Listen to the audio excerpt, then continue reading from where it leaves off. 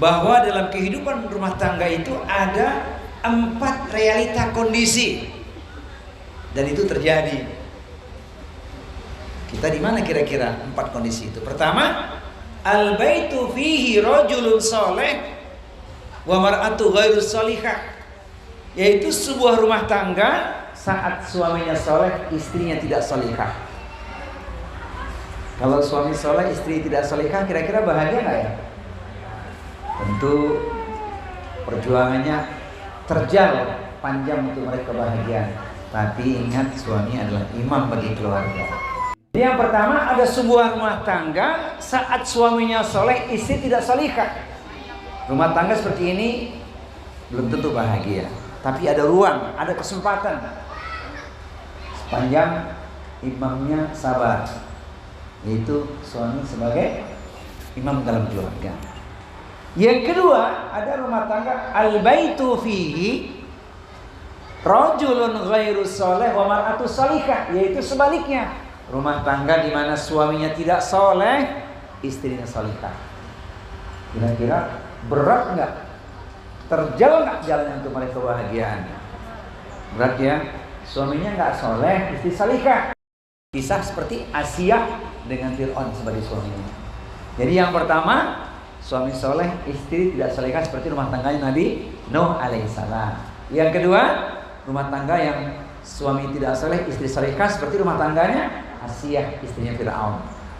Yang ketiga yang paling berat ini, al baitu fihi rajulun ghairu saleh wa mar'atu ghairu salihah.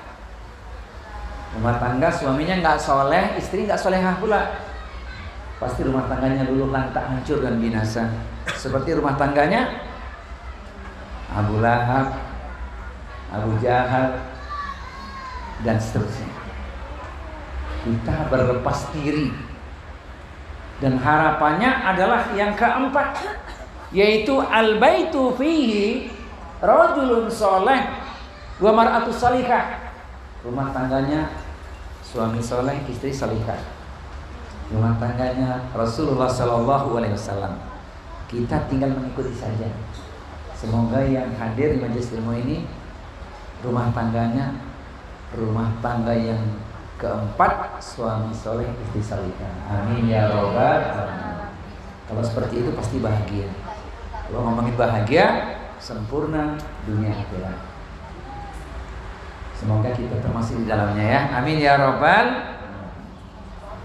Jadi bagaimana yang dilakukan ini agar meraih posisi yang keempat, al baitu fihi rajulun saleh wa mar'atu salihah, suami soleh, istri salihah.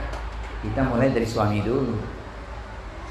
Ibu-ibu sekalian, izin bertanya, kalau suami ngasih 5M senang nggak? 5M apa tuh? Pernah lihat? Masya Allah. Jadi yang kita perlukan emang 5M sebenarnya. Apa yang dimaksud 5M? Yang pertama, ketika seorang suami akhlaknya baik dengan cara menanamkan tauhid yang lurus. Ini penting ini. Kalau suami menanamkan tauhid yang lurus, rumah tangganya adem. Sebab gelombang kehidupan pasti akan terjadi. Tidak ada rumah tangga yang lancar, semut gitu. Pasti ada onak dan duri. Ingat, saya pernah menyampaikan dalam hidup ada 4 peristiwa yang pasti kita alami. Khalaqallahu kulla syai'in fakataba hayataha wa mautaha wa musibataha wa rizqaha. Bahwa segala sesuatu yang telah Allah ciptakan di muka bumi, Allah tuliskan 4 perkara. 1 hidupnya, 2 matinya, 3 musibahnya, 4 rizkinya. Perjodohan, rumah tangga termasuk yang keberapa itu? Keempat, rizki. Ya, pasti kita alami itu. Alhamdulillah. Maka kalau tauhid lurus, seberat apapun hadangan dalam meraih kebahagiaan, insya Allah bisa diatasi. Karena apa? Semuanya dengan ketentuan Allah. Jadi kalau tauhidnya lurus, aman tuh. Tidak akan melakukan hal yang bodoh. Jadi kalau tauhidnya bengkok, ada masalah, ada kesulitan, dia ambil jalan pintas atau potong kompas, datanglah dia kepada tidak normal. Kita termasuk apa nih? Paranormal atau tidak normal? Kita normal. Jadi yang kesana tuh para tidak normal, minta bantuan. Padahal itu ancamannya berat, ya kan?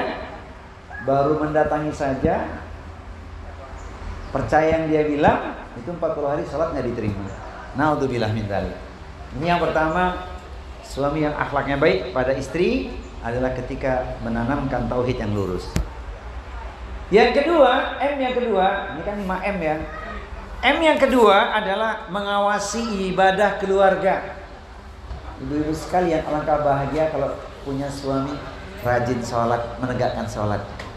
Alhamdulillah, keren itu. Sebab urusan sholat itu solusi. Sholat itu perlindungan. Yang Nabi mengatakan, wala tatrukanna sholatan maktubatan muta'ammidan fa inna man taraka sholatan maktubatan muta'ammidan faqad buri'at minhu dhimmatullah. Jangan kau tinggalkan sholat wajib 5 waktu dengan sengaja, karena barang siapa yang meninggalkan sholat wajib 5 waktu dengan sengaja, dia tidak akan mendapat jaminan atau perlindungan dari Allah. Ini sholat fardu. Sholat sunnah juga demikian, Masya Allah. Jadi kalau suami malam hari membangunkan dengan caranya Rasul, jangan marah, Bu. Gimana cara Nabi membangun istrinya? Masih ingat gak? Rahimallahu ala rajulin qama minal laili fassala thumma istaiqadha zaujatahu fa in abad nadhal ma'ala wajhiha. Allah merahmati seorang suami yang bangun malam kemudian dia bangunkan istrinya untuk sholat malam. Kalau nggak mau bangun, dipercikkan air di wajah istrinya. Sudah pernah? Sudah dilakukan suami, Bu? Kebalik ya? Dua-duanya boleh soalnya. Wa rahimallahu ala imra'atin qamat minal laili fassallat tsumma istaiqadat zaujaha fa in aba nadhal ma'ala wajhihi. Allah juga merahmati seorang istri yang bangun malam kemudian dia bangunkan suaminya untuk sholat malam. Kalau nggak mau bangun, dipercikan air di wajah suaminya.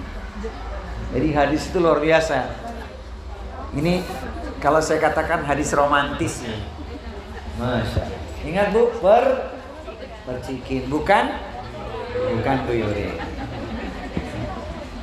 Dalilnya kalau urusan sholat banyak tuh.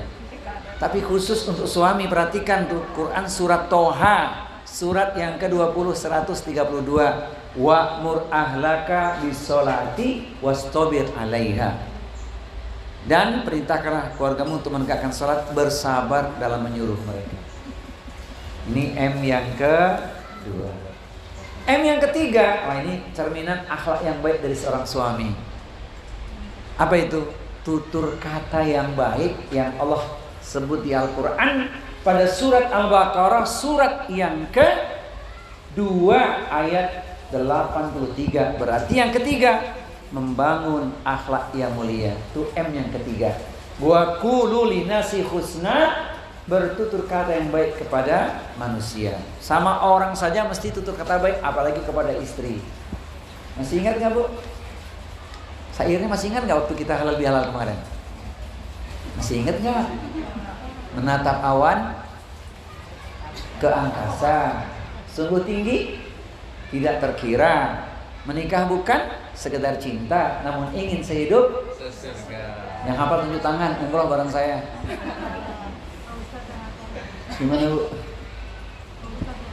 Masya Allah. Iya begitu. Tutur kata yang baik gitu ya. Wah, ini penting ini. Sebab kalau salah mengucapkan kalimat, apalagi kalimat yang ada sesuatu di hati dia yang kita tidak tahu maksudnya apa, kalimat yang tidak boleh diucapkan. Contohnya apa? Aku pulangkan engkau ke rumah orang tuamu. Misal seperti itu. Niatnya apa dia ngomong begitu? Dan itu terjadi. Seorang istri berkeluh kesah. Ustadz, suami saya udah sering bilang begitu. Dia ngerti ilmunya tidak. Kalimat itu indikasi maknanya apa? Apalagi kalimat yang berlebihan. Ketika emosinya memuncak, kalimatnya sangat mengerikan. kalimat yang bisa menjatuhkan talak. Ini ngeri ini kan, maka hati-hati. Lisan seorang suami itu mahal betul. Mendingan kata-kata yang baik saja, ya kan? Oh iya. Jadi yang ketiga, membangun akhlak yang mulia, yaitu tutur kata yang baik. Jangan sampai ucapannya bisa melukai, apalagi sampai kalimat itu keras didengar oleh anak. Wow, nanti dampaknya akan berimbas buruk. Nah, untuk bilamin, ini kita ringkas nih karena masih banyak. Kemudian yang keempat, yang tidak kalah penting, bahwa seorang suami harus memastikan nafkah yang diberikan kepada keluarga, memberi nafkah yang halal dan baik. M yang keempat, memberi nafkah halal dan baik. Halal dan baik itu apa sih? Berkah gitu ya. Sudah halal baik pula. Ayatnya khusus tuh bagi orang beriman tuh. Quran surat Al-Baqarah surat yang kedua 172. Al-Baqarah 172. Ya ayyuhalladzina amanu kulu min thayyibati ma razaqnakum washkuru lillahi in kuntum iyyahu ta'budun. Wahai orang-orang yang beriman, makanlah olehmu atas rizki yang Allah berikan kepadamu yang baik. Kemudian bersyukurlah jika kalian betul-betul menyembah Allah. Makanya suami ini kerja keras ya. Kalau dulu peras keringat, banting tulang. Tahu sejarahnya nggak itu? Peras keringat, banting tulang, tahu nggak sejarahnya? Berkebun, panas kan? Makanya ada istilah peras keringat, banting tulang, karena mencangkul. Tapi kalau di AC, di kantor nggak peras keringat ya. Peras apa? Masya Allah, dapatnya berkah gitu ya. Masya Allah, nggak apa-apa banyak asal halal, alhamdulillah, barokah. Apalagi suami mau berangkat kerja diiringi dengan doa ya, mantap tuh. Didoakan sama istrinya, Masya Allah. Hati-hati bang, kalau mau berangkat kerja, kalimatnya apa? Bertawakal pada Allah. Bismillah tawakkaltu 'alallah la haula wala quwata illa billah. Cukup nggak kalimat itu aja? Kalau istri saya sebelum berangkat itu kalimatnya ditambahin tuh. Hati-hatilah bang di jalan, tundukkan pandangan, fokus dengan pelajaran, jangan lupa pulang bawa mendoan. Ringan ya mendoannya? Alhamdulillah ringan tuh. Jawabannya apa? Pesanmu tak kulupakan, pandanganku tundukkan, aku fokus memberi pelajaran. Jangankan mendoannya kau inginkan, kapal selam pun aku belikan. Masya Allah. Gampang kan? Masya Allah. Jadi nanti ganti mintanya apa? Kapal selam aja. Tapi kalau ibu-ibu di sini mah beda ya. Ya, berangkatlah bang dengan tenang. Doaku menyertaimu sepanjang siang. Tak mengapa larut malam kau baru pulang. Yang penting bawa. Masya Allah. Hafal bu? Hafal dari kalimatnya? Paling suaminya jawab. Apa jawabannya ya? Maafkanlah aku sayang, larut malam baru pulang. Engkau di rumah pasti senang. Aku pulang bawa rendang dan ayam panggang. Alhamdulillah. Sebab belum gajian gitu kan. Maka pastikan kalau suami pulang dari kantor bawa tas colak isinya banyak, curiga itu. Jangan-jangan ini hasil apa ini? Iya kan? Yang penting itu cukup lah. Cukup untuk apa bu? Masya Allah. Jujur itu ya. Alhamdulillah. Dan M yang kelima, ini puncaknya ini, yaitu menjadi teladan dalam keluarga. Saya mendoakan semoga ibu-ibu suaminya teladan bagi keluarga. Amin. Ucapannya santun, semangat kerjanya tinggi, sayang juga dengan mertua. Sayang nggak suami dengan mertua? Harus sayang, jasa mertua besar. Masya Allah. Nah, ayat itu begitu berat di pundaknya. Pertama, Quran surat As-Saff surat 61 ayat 2 dan 3. Ini ayat yang paling berat nih. Ya ayyuhalladzina amanu lima taquluna ma la taf'alun kabura maqtan 'indallahi an taqulu ma la taf'alun. Wahai orang-orang yang beriman, mengapa engkau mengatakan sesuatu yang tidak engkau kerjakan? Murka Allah sangat besar. Engkau mengatakan tapi engkau tidak mengamalkan, alias Allah. Semoga suaminya tidak demikian. Tapi kalau suami belum taat, misal ada sesuatu yang dia ucapkan belum dia lakukan, ibu jangan bilang ente aja belum, jangan. Ada kaidah di situ. Masya Allah. Ayat yang kedua yang gak asing lagi, ini ayat yang sangat signifikan, yaitu Quran surat 66 At-Tahrim ayat yang ke-6. Ya ayyuhalladzina amanu qu anfusakum wa ahlikum naran. Wahai orang-orang yang beriman, jagalah dirimu dan keluargamu dari siksa api neraka. Jadi suamiku surgaku, istriku surgaku mestinya. Berat sekali itu ayat itu. Ancamannya berat banget tuh.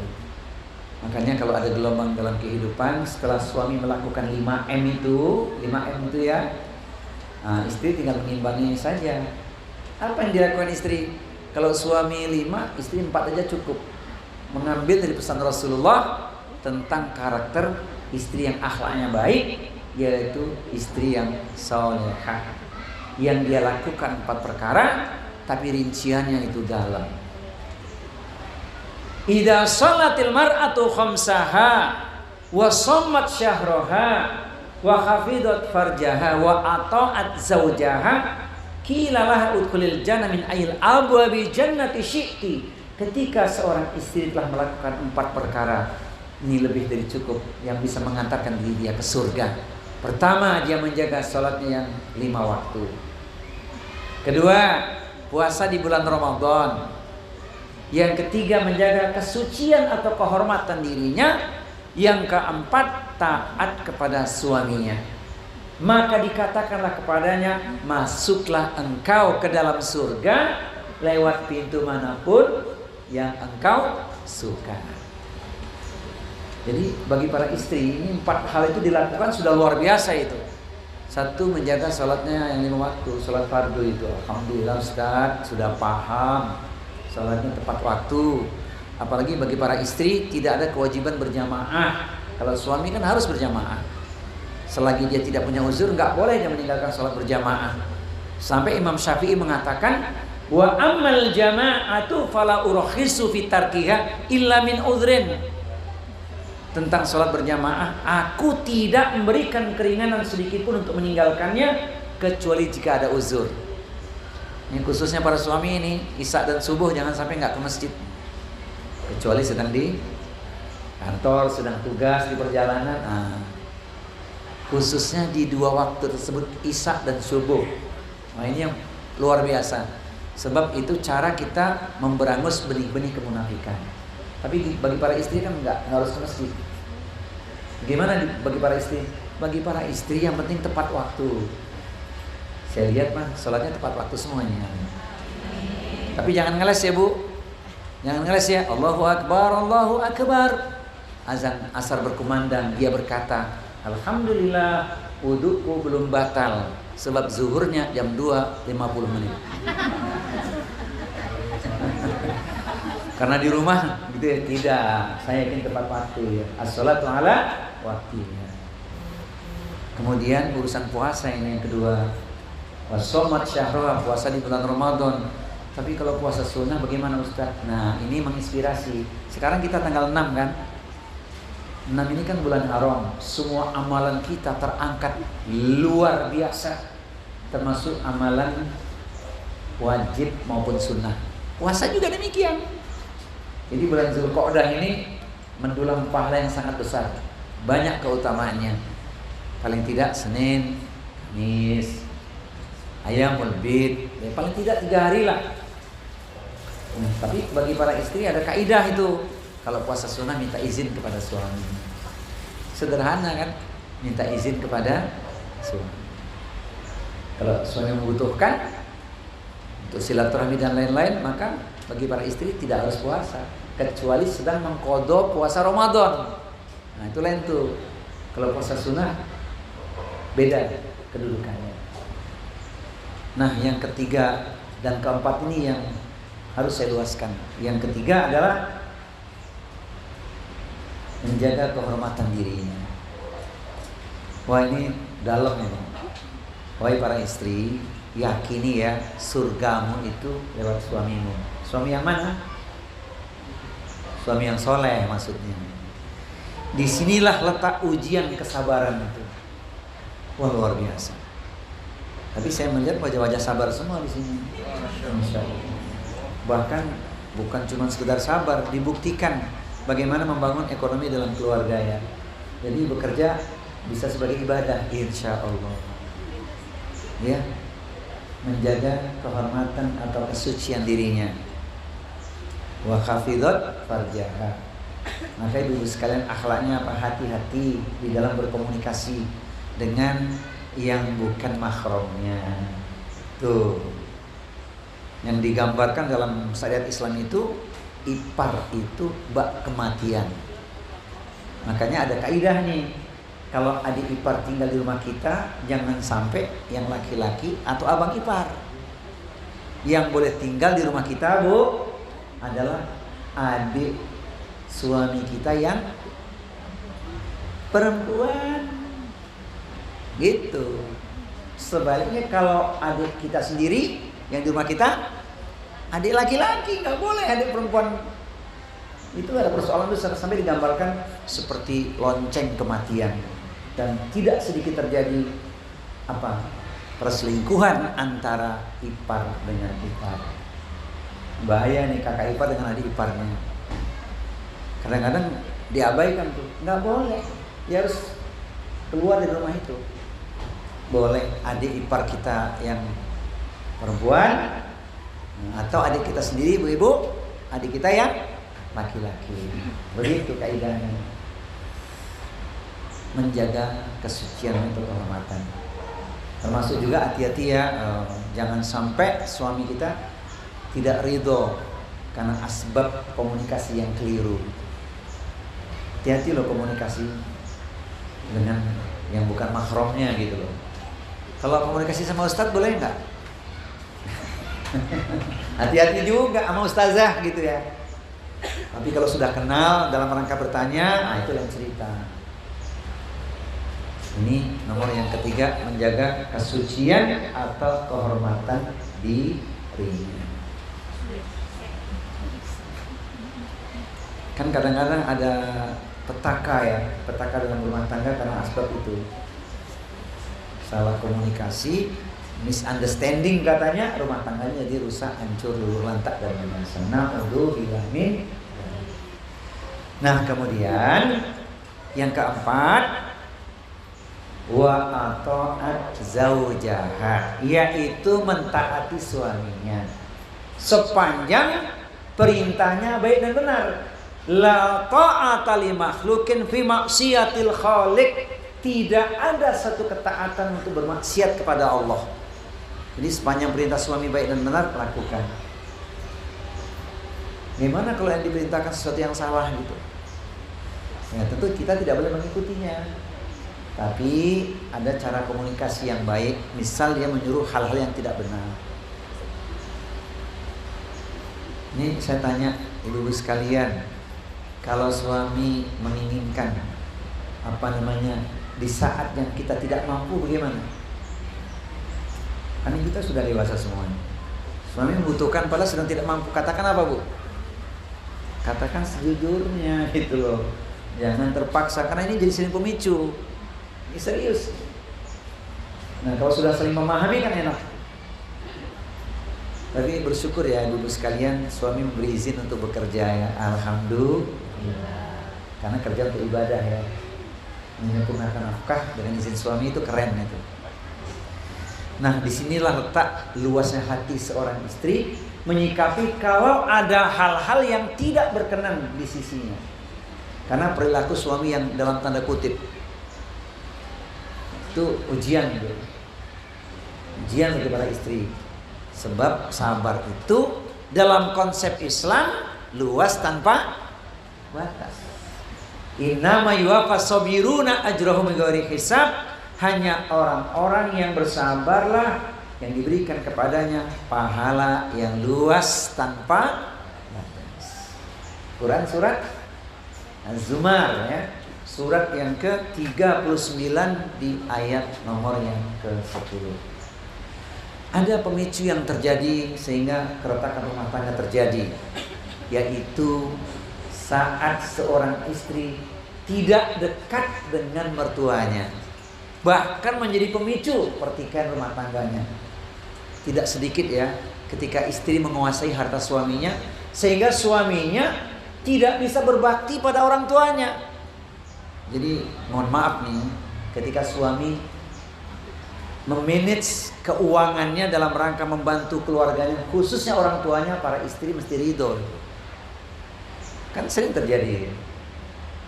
Jangan dihalangi, karena pintu surga suami itu lewat orang tuanya, sementara pintu surga istri lewat suami. Gimana kalau sebaliknya Ustadz? Boleh nggak istri memberikan bakti pada orang tua? Boleh. Kalau suami yang soleh, dia pasti berikan ruang untuk itu. Di sanalah letaknya wa ta'awanu 'alal birri wa taqwa wa la ta'awanu 'alal itsmi wal udwan.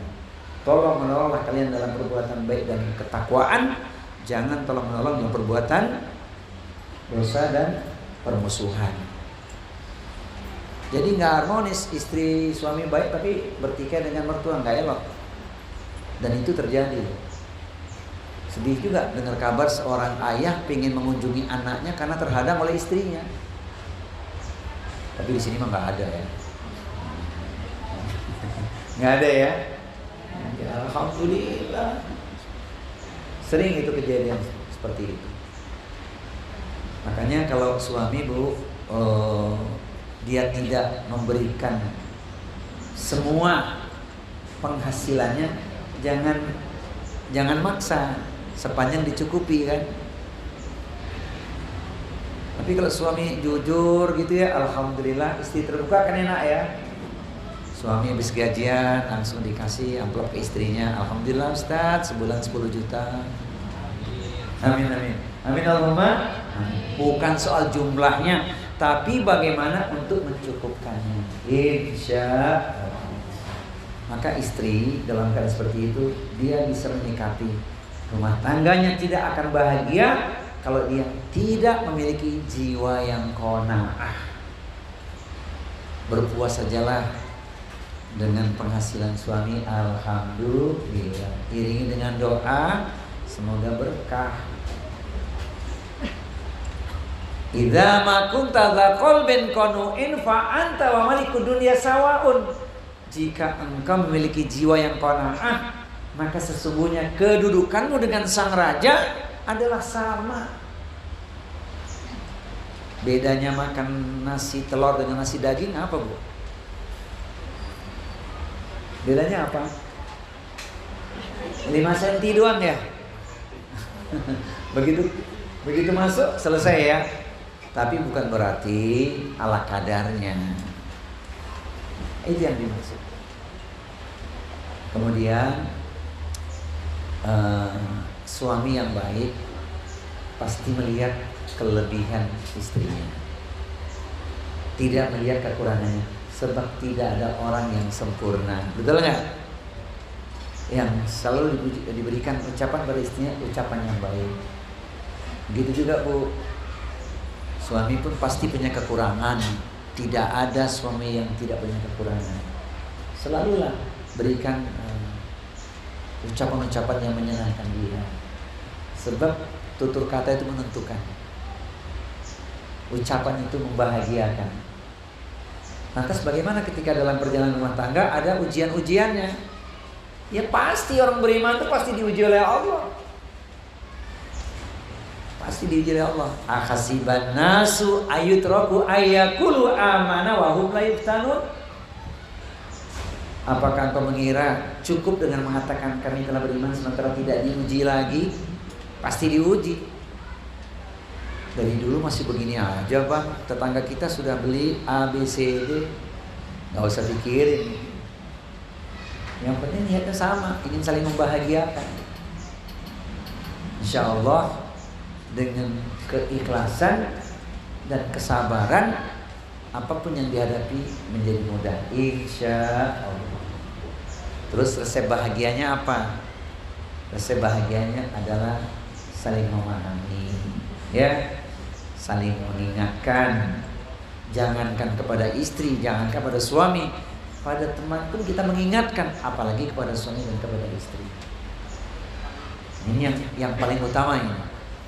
Mudah-mudahan asbab terjalin akhlak yang mulia yang dibangun di atas niat berumah tangga karena Allah, semua bisa dilalui sampai di usia senja kemudian, dan akhirnya harus bisa menerima kenyataan pada waktunya. Saya harus menyampaikan ada hal yang tidak menyenangkan, ada saatnya terjadi suami mendahului berpulang ke rahmatullah ataupun istri. Itu yang kita harus siap itu. Nggak ada yang tidak mungkin. Begitu juga banyak hal-hal yang tidak pernah kita bayangkan. Allah sebutkan di Al-Quran, semua impian kita tidak mungkin tercapai. Quran surat Al-Hadid, surat yang ke-57, ayat di nomor 23. Likaila ta'sau ala ma fatakum wala tafrahu bima atakum wallahu la yuhibbu kulla muhtalin fakhur. Yang demikian itu agar kalian tidak larut dalam kesedihan ketika impian dan harapan luput dari genggaman, namun jangan pula terlalu gembira ketika mendapatkan anugerah atau nikmat dari Allah. Sesungguhnya Allah tidak suka kepada orang-orang yang sombong dan membanggakan diri. Jadi Bapak Ibu sekalian, kira-kira suami kita sudah termasuk dalam kategori yang kita kaji ini atau belum? Insya Allah. Istri udah termasuk kategori ini belum? Insya Allah. Jadi cukup 4 hal itu Bu dilakukan sudah keren Bu. Ibadah dijaga, khususnya sholat, puasa minta izin pada suami kalau itu puasa sunnah, terus jaga kehormatan diri, luas banget tuh jaga kehormatan diri, hal-hal yang bisa menyebabkan terjadi prasangka yang buruk, kemudian taat pada suami sepanjang perintahnya baik dan benar. Suami masih ingat tadi 5 hal tadi kan? 5M, kasih istri 5M itu aja cukup itu. Kira-kira para suami 5M tadi prakteknya ringan, enteng, gampang atau mudah ya? Gimana para suami?